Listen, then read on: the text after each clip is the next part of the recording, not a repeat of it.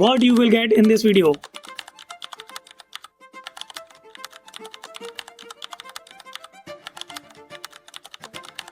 Welcome to the weekly news of cricket. और पहली खबर पिटारे से ये है कि आरसीबी बन गई है आईपीएल की सबसे वैल्यूएबल टीम। और मजे की बात तो ये है कि सीएसके को हटाकर पहुंची है नंबर 1 पर। जब से आरसीबी ने सीएसके को आईपीएल 2024 का लास्ट मैच हराया है ना, तब से सीएसके के तो घोड़े से लग गए हैं। सीएसके ने आईपीएल 2025 में पॉइंट्स टेबल में नंबर 10 पर फिनिश किया और अब आईपीएल की मोस्ट वैल्यूएबल टीम की रैंकिंग में नंबर 1 से नंबर 3 पर पहुंच गई है। सोचो, ये केवल आरसीबी के एक ट्रॉफी जीतने पर हुआ। अगर कहीं 2-4 ट्रॉफी जीत जाते तो पैसा ही पैसा होगा। आरसीबी की अब वैल्यूएशन $235 मिलियन US से बढ़कर $269 मिलियन US हो गई है। और वहीं मुंबई इंडियंस $204 मिलियन US से बढ़कर $242 मिलियन US पहुंच के सेकंड स्पॉट पर है। और वहीं सीएसके $231 मिलियन US से $235 मिलियन US के साथ थर्ड पोजीशन पर है।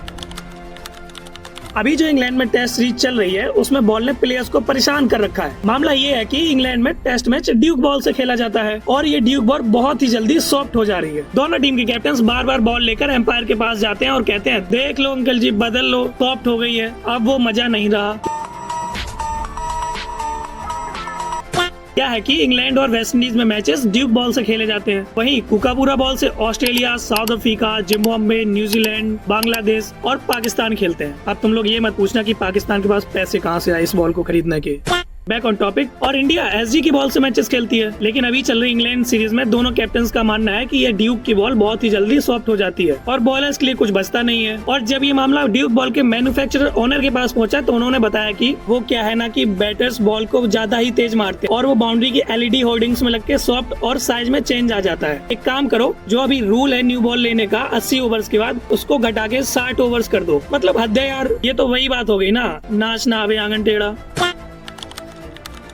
ये एक और न्यूज आई है इंडिया वर्सेस इंग्लैंड सीरीज से। जो इंडिया का तीसरा टेस्ट मैच लॉर्ड्स में खेला जा रहा है, उसमें सिक्योरिटी बढ़ा दी गई है। क्या है कि कुछ सिक्योरिटी गार्ड सिविल ड्रेस में दर्शकों के बीच छुपकर घूमेंगे और जो भी दर्शक चूतियापा करेगा, जैसे अचानक से ग्राउंड में कूद जाना, प्लेयर्स के पैर छूने लग जाना, तो वो सिक्योरिटी गार्ड्स उनको वहीं स्टैंड में ही धर दबोचेंगे और ग्राउंड में नहीं जाने देंगे, जिससे मैच डिस्टर्ब नहीं होगा। लेकिन भाई, इनको नहीं पता कि मम्मी झाड़ू लगाती थी और हम उनके पीछे से क्रिकेट खेलने के लिए निकल जाते थे, तो ये क्या ही पकड़ेंगे। ये बड़ी ही इंटरेस्टिंग न्यूज है। भी क्या हुआ कि इंग्लैंड में अंडर 19 ओडीआई सीरीज चल रही है, जिसमें अपना 14 साल का बच्चा 14 साल का टैलेंटेड प्लेयर वैभव सूर्यवंशी भी खेल रहा है। तो उसने सीरीज के चौथे ओडीआई मैच में 52 बॉल्स में 143 रन बना डाले। भाई टैलेंटेड तो है ही। तो क्या हुआ कि 2 फीमेल फैंस, एक अनाया और एक रीवा, 6 घंटे ड्राइव करके वैभव सूर्यवंशी से मिलने और उसके साथ फोटो क्लिक करवाने गयी। तो 14 साल की एज में कितना फेम कमा रहा है ये लड़का, और एक हम है। हंस क्या रहे हो, तुम भी मेरे जैसे ही हो भाई। शिकायत पेटी में बताओ कितने दिनों में ये लड़का सीनियर इंडियन क्रिकेट टीम में आ जाएगा, या फिर ये भी पृथ्वी शॉ बन जाएगा।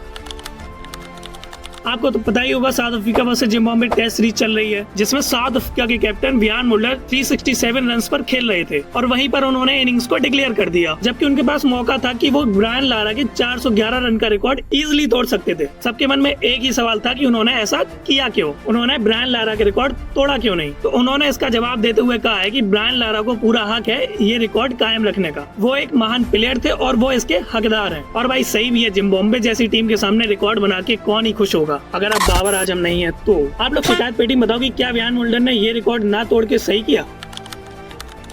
Last but not the least, Sri Lanka ने बीसीसीआई से रिक्वेस्ट की है कि इंडियन टीम T20 और कुछ ओडीआई मैचेस श्रीलंका में भी आकर खेल लेती, ताकि कुछ पैसे हम लोगों को भी मिल जाते और हमारा भी साबुन तेल का खर्चा चल जाता। और इंडिया अगर खेलने गई तो 2 गॉड प्लेयर के दर्शन होंगे, क्योंकि हाल ही में कोई ओडीआई मैचेस तो है नहीं। जो बांग्लादेश से सीरीज होनी थी वो भी पोस्टपोन्ड हो गई। तो आप बताइए कौन है वो 2 गॉड प्लेयर जिसके दर्शन होंगे अगर ये सीरीज होती है तो। ये थी इस वीक की सारी मेजर अपडेट्स एंड डेवलपमेंट्स। इनमें से कौन सबसे इंटरेस्टिंग और शॉकिंग थी, और अगर कोई मुझसे छूट गई हो तो आप शिकायत पेटी में बता सकते हैं। और मुझे एडवाइस भी देना कि कंटेंट में क्या इंप्रूवमेंट्स करूं मैं। मिलते हैं नेक्स्ट एपिसोड में।